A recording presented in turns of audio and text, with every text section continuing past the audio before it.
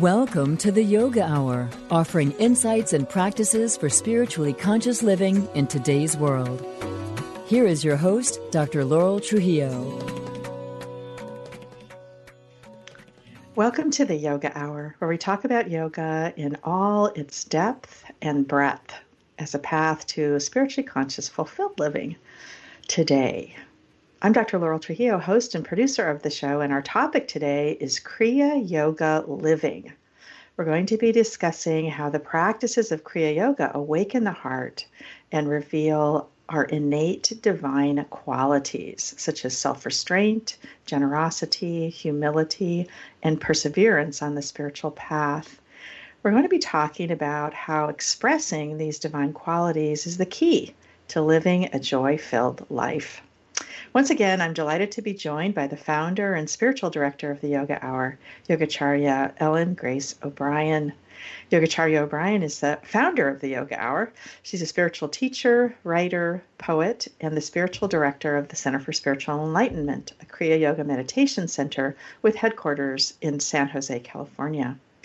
Yogacharya O'Brian teaches nationally and internationally and has received several community service awards, including the Mahatma Gandhi Award for the promotion of religious pluralism. Her latest award-winning bestseller, The Jewel of Abundance, Finding Prosperity Through the Ancient Wisdom of Yoga, was published by New World Library. She has an upcoming Kriya Yoga Summer Retreat, which will be held June 10th to 13th, 2021, and listeners can register for that retreat at csecenter.org. You can find out more about Yogacharya O'Brian's many books and online programs at her website, ellengraceo'brian.com, and also at csecenter.org. You can also follow her on social media, on Facebook at Ellen Grace O'Brian, on Twitter at Yogacharya_live. You can also follow her on YouTube by searching for Ellen Grace O'Brian. So welcome, Yogacharya O'Brian. I'm really delighted to have you join me again today on the Yoga Hour. Thank you, Dr. Trujillo, and thanks to everyone who's tuned in or downloading and listening into Yoga Hour. So before we dive in to our dialogue about Kriya Yoga living, let's dive into a yoga moment, a moment of bringing ourselves present right here and right now. Om.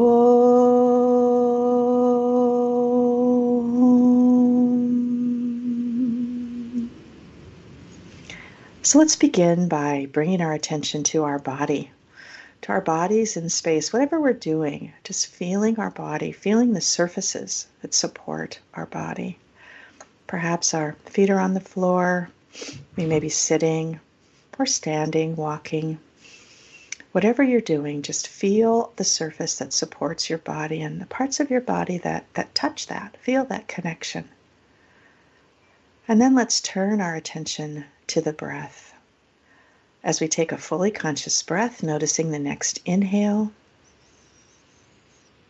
and exhale. On the next inhale, the cool air in the nostrils. And on the next exhale, the warm air flowing out. Letting go of anything that happened earlier today. Letting go of whatever might happen later on. Just being here with the breath. And as we rest here, right where we are, here's something to contemplate, taken from Yogacharya O'Brian's book, The Jewel of Abundance. Yoga's ultimate promise of the spiritually awakened, thriving life is liberation, a life of freedom, lived in the spontaneous joy of the soul. The great error of ego-driven motivation is removed through self-realization. We no longer live to get and devour. We live to give and create. Ours becomes a generative life, one that overflows with blessings for all.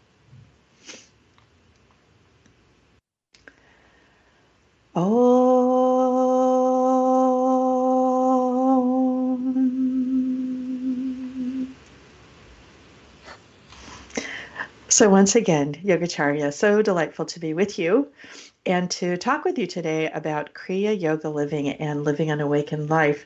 So this is especially timely leading to your upcoming summer online retreat, which is June 24th to 27th, when you will go deeper into the Kriya Yoga philosophy and practice. And listeners, again, can register at csccenter.org. So we mentioned in the introduction that you are the spiritual director of the Center for Spiritual Enlightenment, a Kriya Yoga meditation center. And some of our listeners may not be familiar with that term of Kriya Yoga. So let's begin there. What is Kriya Yoga? Thank you for that beautiful meditation and moment of contemplation. That's such a good way to begin.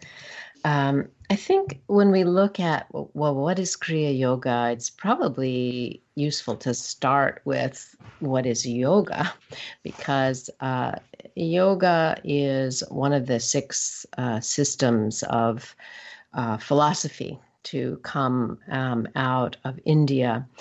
And the philosophy for how to live an awakened life, how to know ultimate reality, how to explore it, and specifically with regard to yoga as a system of philosophy, the practices that help us explore that reality. So yoga is a system, a philosophy, and a practice for learning about absolute reality, learning what we are, and then how to live in a spiritually conscious way. So that is what Kriya Yoga is, comes out of that system of yoga philosophy. But, there are many within the system of yoga philosophy. There are so many different types of yoga and many different paths. And even many different paths of Kriya Yoga. Kriya just means action. But it is action that is specifically intended to support spiritual awakening. And when I speak about Kriya Yoga, I'm speaking about it and as it was taught to me by my guru, an American yogi, Roy Eugene Davis, who was a direct disciple of Paramahansa Yogananda, who brought yoga to the West in 1920 from India. And that lineage of Kriya Yoga draws from the classical text of yoga philosophy, which is Patanjali's Yoga Sutra, but also it has specific practices for meditation that it's known for, that Kriya Yoga tradition that was brought forth by Paramahansa Yogananda. So now we have a better idea of what Kriya Yoga is, but what do you mean by Kriya Yoga living? Well, I've always appreciated that, when we look at the word Kriya, it means action, and in particular with Kriya Yoga, that term, it means purification or sanctification. And when we look at that, it means that we live our life in a way that is centered on spirit, or centered in God, self and God realization. So that becomes the guiding principle, the guiding reality of one who wants to live a Kriya Yoga life. And this is really following the innate inclination of the soul, to live the fullness of what we are, to be here, to be awake to spiritual reality, and to live in harmony with the natural higher order of the universe itself that is infused with the reality of God.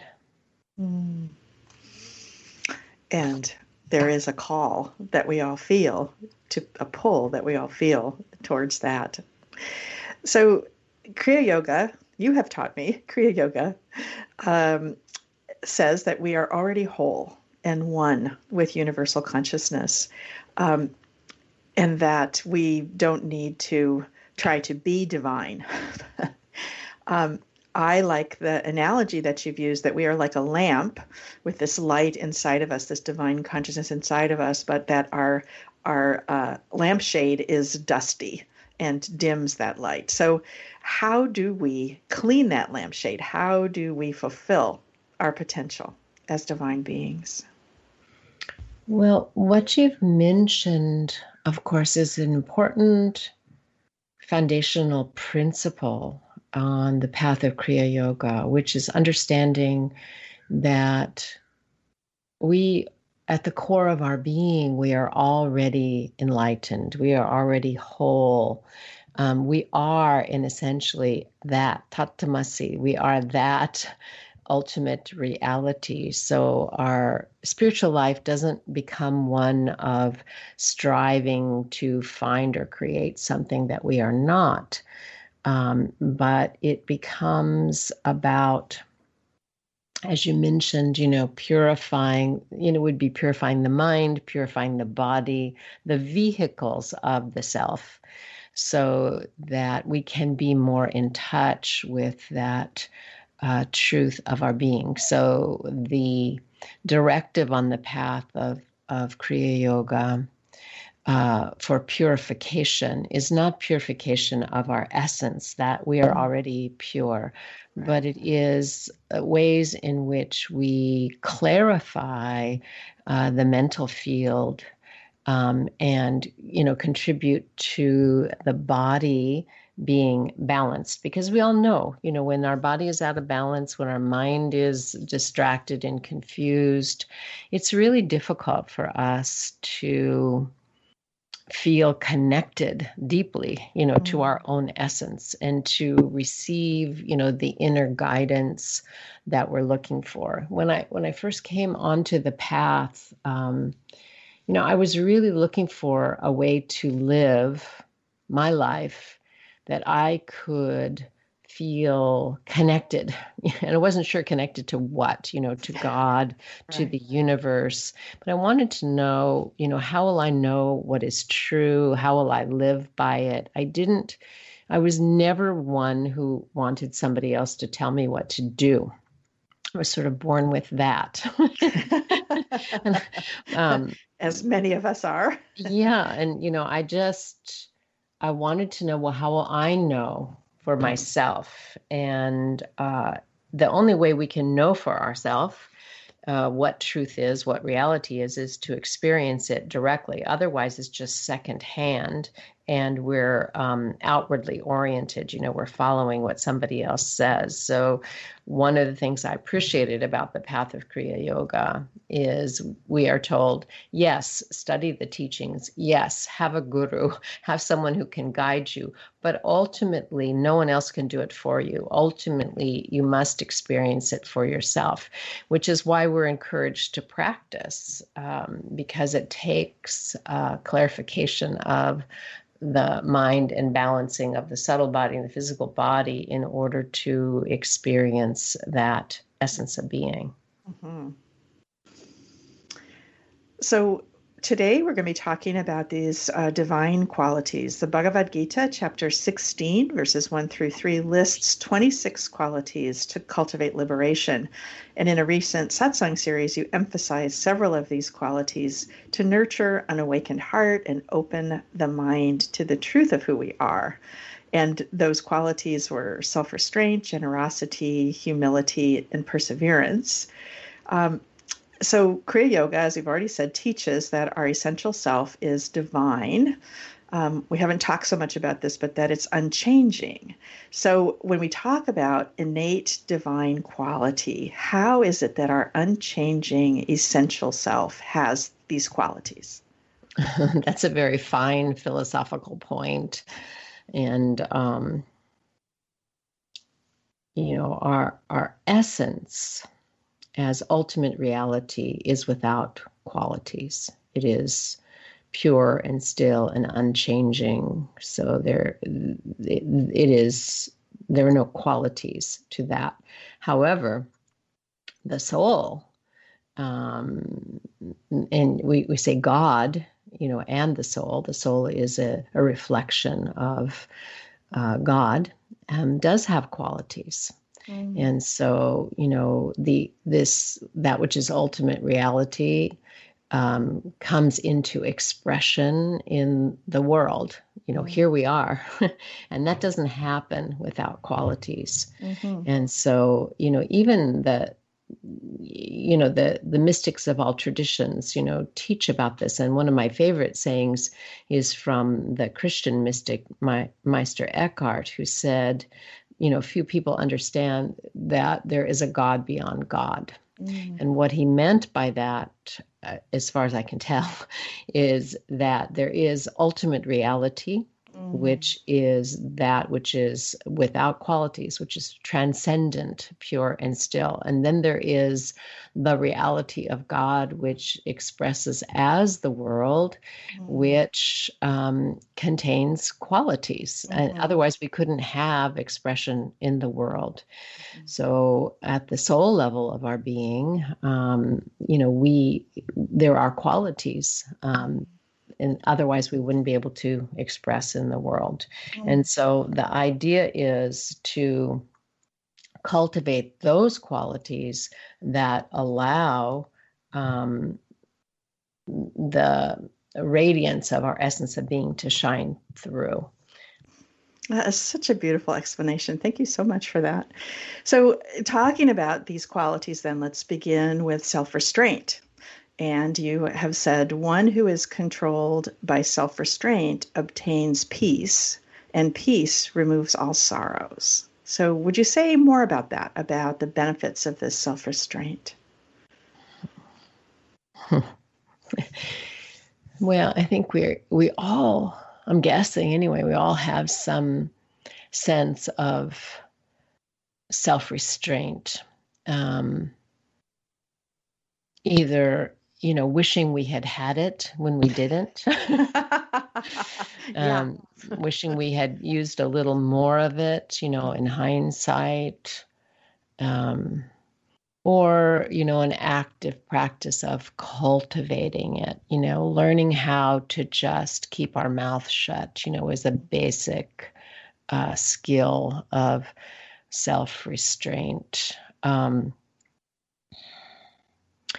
There are two levels in yoga philosophy. There are two levels of self-restraint that are taught. One is, as I mentioned, learning how to restrain what we know is not useful. So we have drives that come up, from the reactive mind, from the ego level of mind, that are not healthy, they're not useful, they contribute to sorrow, they contribute to confusion and upset. So one of the first practices that we have is learning how to spot, what's going to bring trouble, and restraining, ourselves from getting into that, because we learn, from our history that, like I said, there are times when we, think, gee, it would have been better if I hadn't said that, or if I hadn't done that.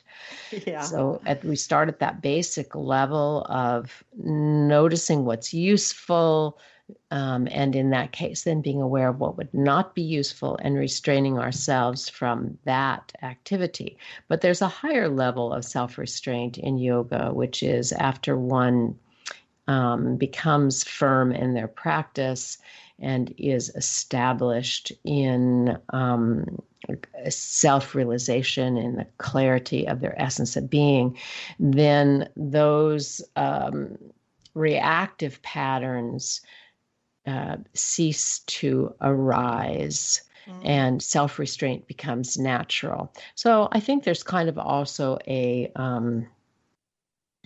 what we call it, maybe like a scale, a continuum, between those. So, in the beginning, when we start to practice, at least it was for me, I just remembered, I liked the idea of restraining my reactive patterns and my habits that I knew weren't useful. But I was shocked at how I didn't seem able to do that. It was more like, okay, I'm aware this is not useful. Now I'm aware that I'm doing it. Now I'm aware that I feel badly about it.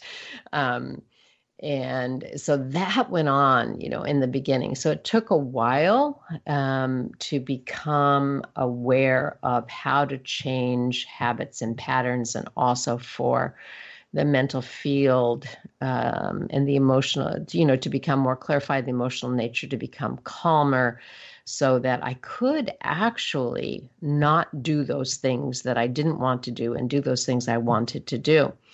And then, as we continue to practice over time, and when the mental field becomes clarified, there arises a quality of spaciousness in the mind, luminosity in the mind, sattvic principle in the mind, sattvic quality in the mind, to where we might see something, arising and just know it's not useful. And then less and less it doesn't even arise. Mm.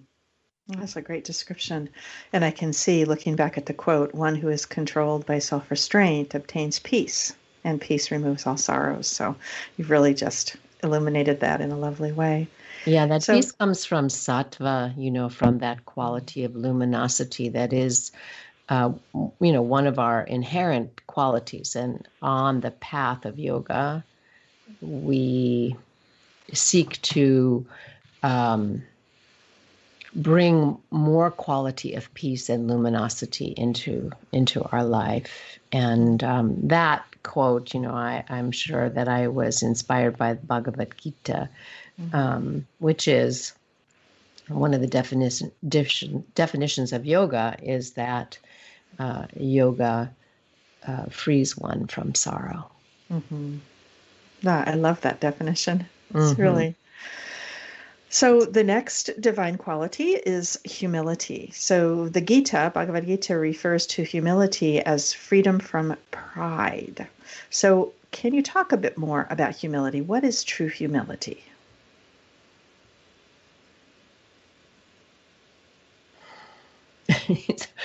Probably if I had it, I wouldn't be pontificating on what it is. So,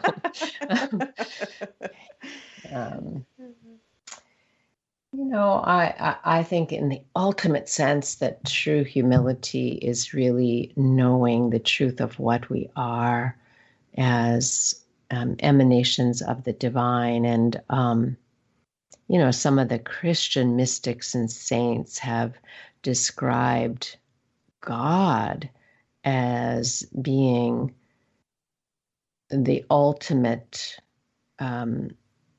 humility, because God serves everyone equally.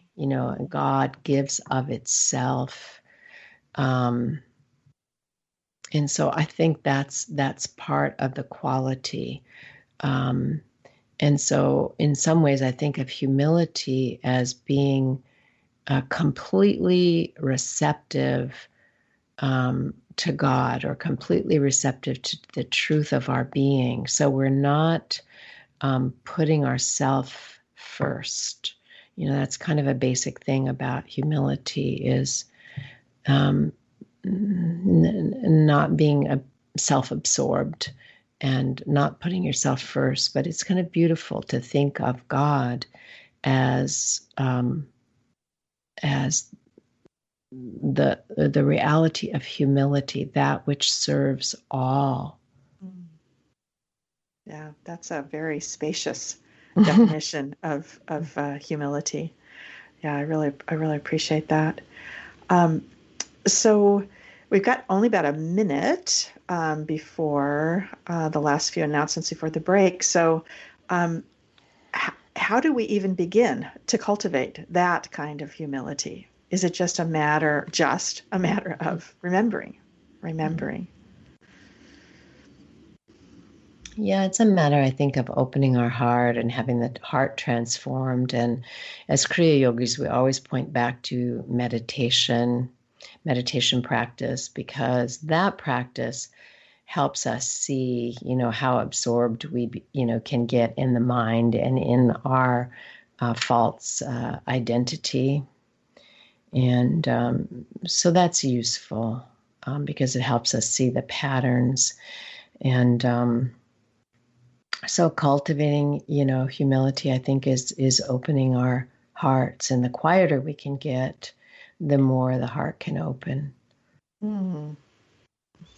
And with that, we've come to the break. You're listening to the Yoga Hour with author, poet, and spiritual teacher Yogacharya O'Brian. We are discussing Kriya Yoga and living an awakened life. Yogacharya offers many online classes and programs and has authored several books, which you can learn more about at her website, ellengraceobrien.com, and also from the Center for Spiritual Enlightenment website, csecenter.org. I'm Dr. Laurel Trujillo, producer and host of the show. When we come back from the break, we'll explore more about Kriya Yoga and discuss Yogacharya's insights on how to awaken the heart and reveal more of our innate divine qualities. We'll be right back.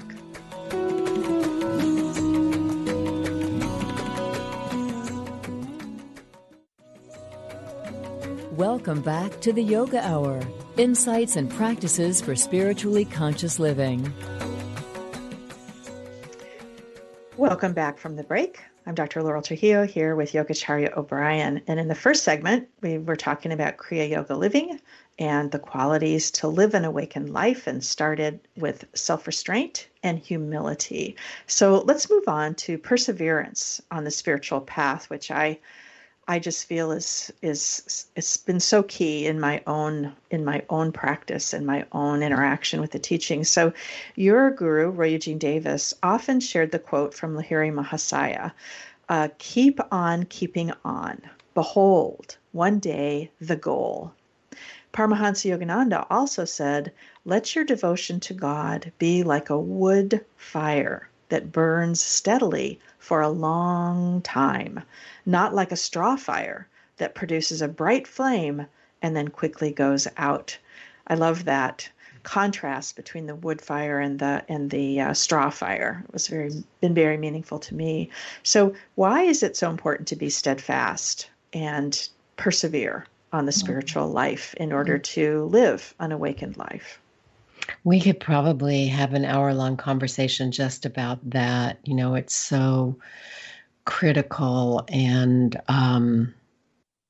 it's an important thing to always keep in the forefront of our mind, as practitioners on the spiritual path. First, I would say one of the reasons to understand this call to be steadfast is that when we find a path that is our path, whether it's a Kriya Yoga path or another yoga path or simply, a mystical path in your own religious tradition, what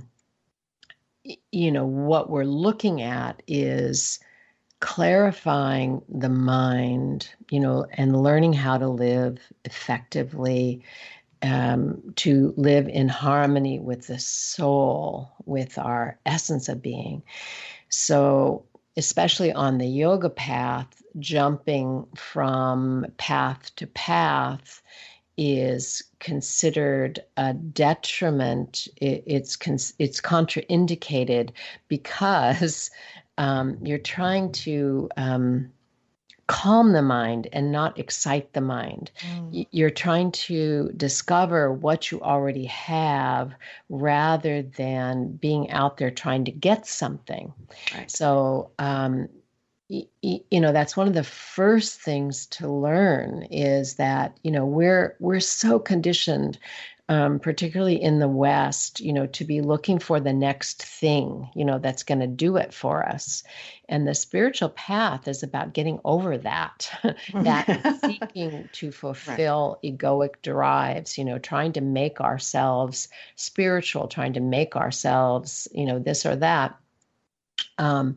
So finding a path, hunkering down on that path, if, once you're in your right place, is part of how we begin to settle the mind. Otherwise, we're continually kicking up the dust, in our own mental field. The latest thing to do, the latest book, the latest teacher, and all the time, the mind is very happy to do that, but the soul is languishing. So yoga sometimes can be quiet, and maybe sometimes it can even be boring. I don't know. I haven't really experienced it so much like that, but it's like you just don't do that anymore. And then, of course, it takes time generally. There are rare instances where there is a spontaneous awakening and a person is just poof, you're enlightened, you're completely free, you're liberated. But in most cases, awakening, people describe it like the sunrise. It comes up gradually in your life as the mind is purified, body and subtle body and physical body is balanced. I heard a Zen saying this past week that I hadn't heard before that I really liked as a definition of enlightenment or the awakened life, which was sudden awakening, gradual cultivation, sudden awakening, gradual cultivation, sudden awakening, gradual cultivation. So just moving, from, yes, we have awakenings, but then there is the deeper work to do. And I think, many of us have experienced that. We have insights. And, my teacher used to say very often that it could be a problem, when people have insights or they have meditation experiences and they say, okay, I'm done, I'm awake, I'm liberated. But it's just a step along the way. Right. And sometimes people don't realize that. And particularly today, there's some, conversations in certain circles about, well, just wake up and know you're the truth and, you're not the ego. And, it's easier said than done.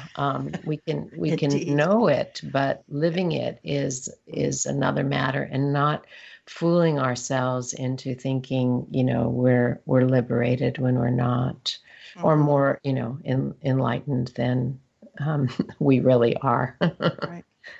I know for myself, I've experienced that. What did you just say? There's a, kind of a breakthrough, and then there's a period of like integration. Exactly. And I have become, I guess, the farther along on the spiritual path I go, I see that gap a bit more. I think it's like you have this realization, it in some part of you, it, but you can't live from that yet. That's the part that takes time. And we've already talked about this sattvic quality that our minds, that we cultivate in our minds. And that takes time. That's not something that typically you can just sort of flip a switch, and you can, all of a sudden have all of your thoughts in line, and your mind's totally in sattva all the time. At least that's not how it works for me. Well, it's an interesting conundrum, really, in that we want to be aware of that highest truth of our being and seek to live from that viewpoint without,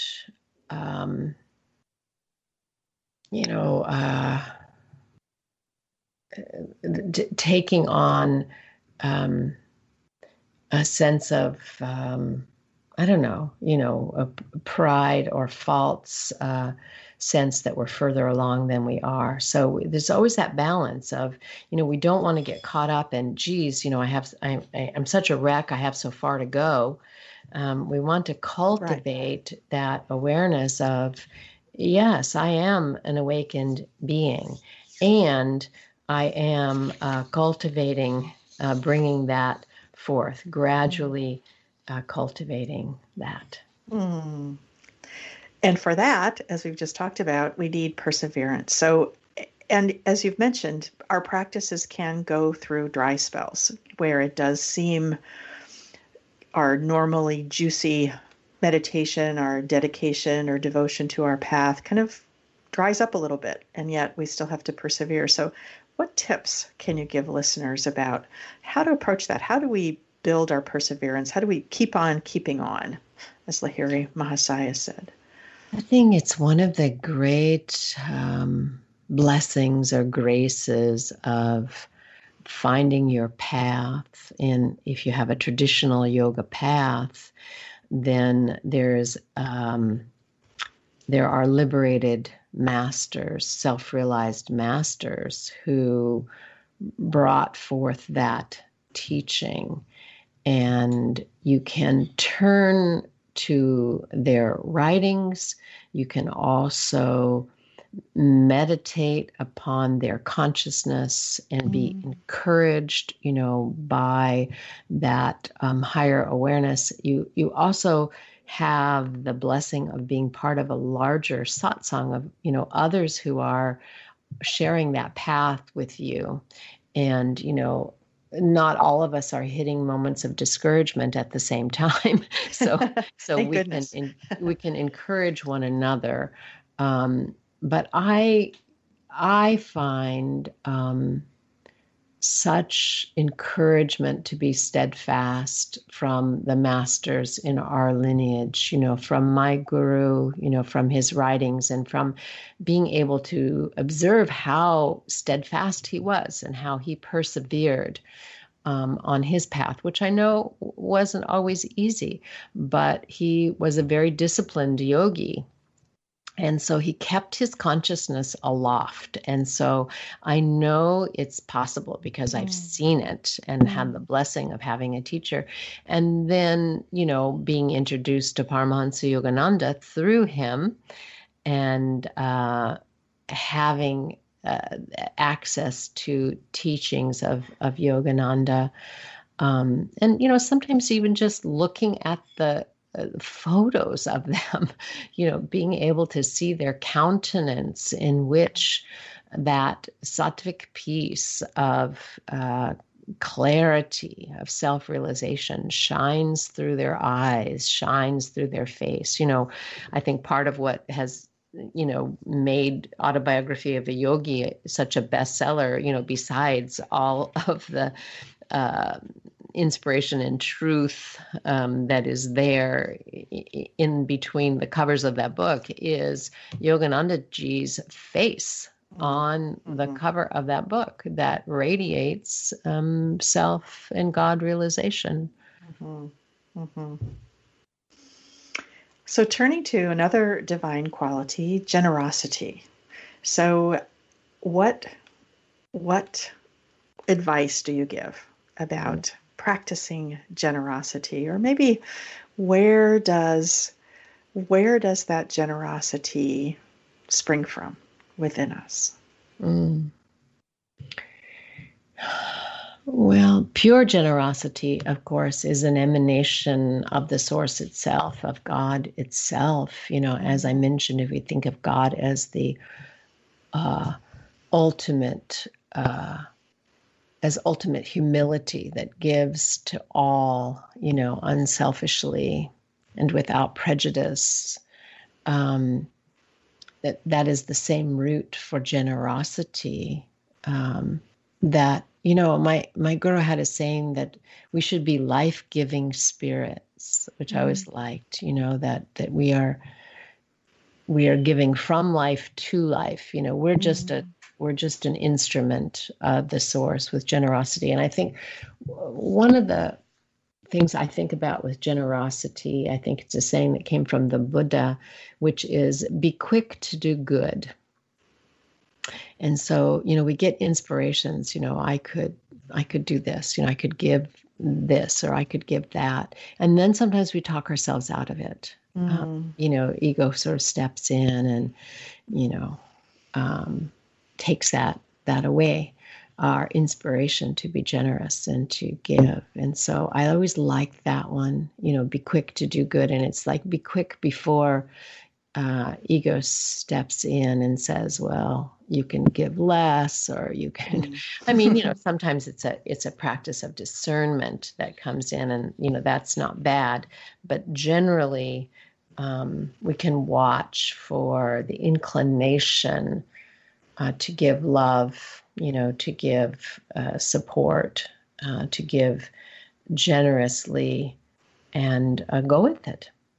Mm-hmm. To me, it's touches on the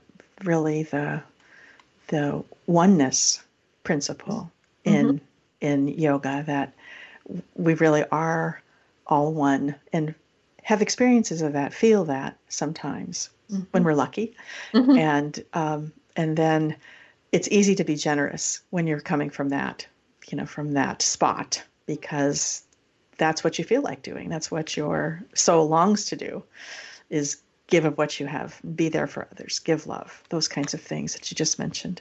Yeah, I think so we're naturally inclined towards that. And, as we've been talking about all these qualities, I think that, throughout my time of sadhana, there are just times when something comes up, like I know I'm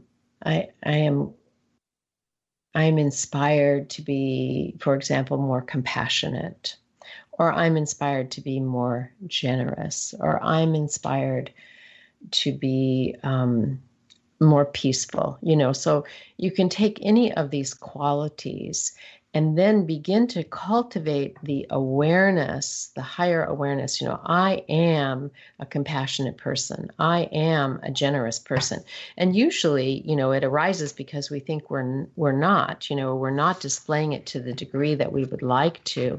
So it's a wonderful practice to start with the awareness, I am that, and then we start to notice ways in which we're not, and we can make a different choice to, line up our thoughts and our speech and our behavior with that higher truth of our being, or that divine quality. So it's hard, I think, to work on all fronts at the same time. We've been talking about self-restraint and humility and perseverance and generosity. I mean, they're all good qualities, but sometimes it's useful just to focus on one. Right. So, what's the one? Do you feel that self-restraint is a good thing to cultivate right now, or peace, or humility, whatever it is. Mm-hmm. Mm-hmm. So another divine quality is uprightness. In your blog on uprightness, you write, uprightness unlocks our highest potential. It's living the simple, straightforward truth of our divine self with courage and commitment. So would you expand on the definition of uprightness? It's a lovely word. For yogis, I think it's particularly a nice word.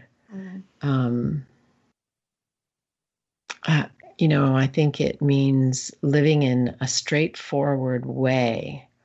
And what is it to live in a straightforward way? It is to live in harmony with the highest truth of our being, to live in a way that is consistent with truth, thinking the truth, speaking the truth, acting in ways that are truthful. It means that we don't deceive. It means that we don't manipulate. We speak in a way that is truthful and straightforward. As yogis, because we have a lot of attention to the spine, as a way to allow vital force, Kundalini Shakti, to flow, from the base of the spine up to the higher centers, the third eye and the crown chakra. When we think of uprightness, we can even include asana, that our position. And so we're not slumped over.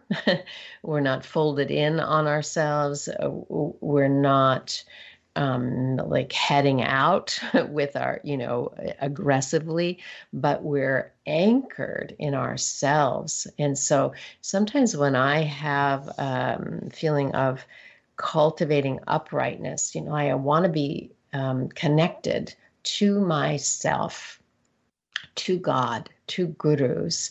I first start with sitting upright or standing upright and feeling uprightness on a physiological level of my being, and then on a subtle level of my being. So it's a lovely one to practice. So, ultimately it comes down, uprightness, I think, comes down to being truthful and being in alignment with truth. And then the subtle ways that we can practice it is just like paying attention to, how we might, of course, not be truthful, but, also ways that we might try to manipulate other people or situations, because we want to get our way with something. Mm-hmm.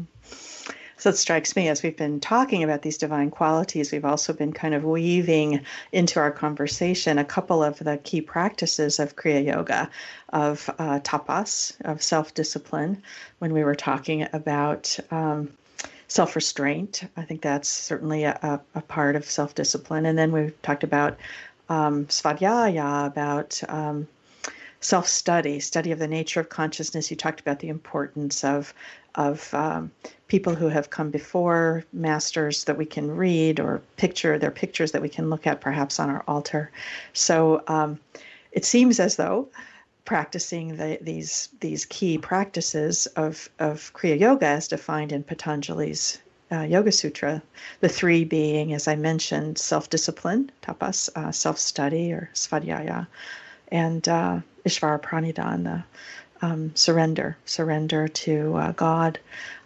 So just as we take a step back, as we're bringing this conversation to a close about cultivating the divine qualities, did you have anything to add to that? We've talked about meditation, the importance of perseverance to our practice. Anything else? I think the encouragement, that I would offer is just circling back to remembering that the peace that we're looking for, even the prosperity that we look for, the freedom from fear, it's all really within us. The root of it all is within us, in our own innate wholeness. So find your path that is your pathway to discovering and living that wholeness. And once you find that path, then dedicate yourself to it and persevere, through the ups and downs, and, be open to guidance and inspiration. And, in the Kriya Yoga tradition, we teach that there is a magic combination between self-effort and divine grace. And, it is divine grace that brings us to the path. So you can know that divine grace is already operant in your life. That's such a great feeling. Such a great feeling to know that divine grace is already there. It's already all around you. So we have a last couple of minutes, and we always ask, what words of encouragement or inspiration would you like to leave with our listeners? Although you just left some, so do you have any more? That was it. That was it. I think I would say, now this is time sensitive, but of course, here we are in May of 2021, and in the U.S., things are just starting to open up, post lockdown from the pandemic. And so, we're in a time that there's a little bit of confusion, and people trying to decide, well, what should I do? And so I would say, be patient with yourself, be patient with others. We've had a long journey, and we still have, as the poets would say, we still have miles to go. Right. And so one of the things that yoga teaches us is patience and perseverance. And so we can bring that to bear in this time, to be patient with ourselves as we discern, what is the next right thing for me to do, and to be patient with others as they're trying to discern as well, and to keep our prayer light on, for India, for our brothers and sisters in India, and in other parts of the world where there's still massive amounts of suffering going on. So sharing our light, sharing resources where we can, to be of service. Very lovely, inspiring. Thank you. And with that, you've been listening to the Yoga Hour. It's been my pleasure to share this time with you. I'm Dr. Laurel Trujillo, host and producer of the show, and I've been discussing Kriya Yoga living with the Yoga Hour's founder and spiritual director, Yogacharya Ellen Grace O'Brian. Yogacharya O'Brian is an internationally acclaimed spiritual teacher, author, poet, and the founder and spiritual director of the Center for Spiritual Enlightenment in San Jose, California. You can learn more about her upcoming programs, books, and online classes at her website, ellengraceobrian.com, and at csecenter.org. You can also follow Yogacharya on social media, on Facebook at Ellen Grace O'Brian, and on Twitter at Yogacharya_live. You can also hear many of her online talks on her YouTube channel, Ellen Grace O'Brian. I should mention that this satsang series that I mentioned earlier of divine qualities is a set of 5 talks. You can find those on her YouTube channel. So thank you so much for this conversation, Yogacharya. I've really enjoyed speaking with you. Thank you. It's been a pleasure. And thanks again to all the supporters and listeners to Yoga Hour. I appreciate you also letting other people know about it. Yeah. If you've enjoyed this conversation about Kriya Yoga living, how about joining us for the upcoming Kriya Yoga Summer Retreat, which will be held in June, and listeners can register at csecenter.org. We encourage you also to join us for the many online programs offered by Yogacharya O'Brian and the Center for Spiritual Enlightenment, including morning meditation, which occurs every day from 6:30 to 7:30 a.m. Pacific. Also afternoon meditation daily from 4 to 4:30 p.m. Pacific, and then Sunday satsangs from 10 to 11 a.m. I look forward to being with you again. Until then, remember, you carry your own healing and wholeness within you. Share your peace and joy with all you meet. Bye now.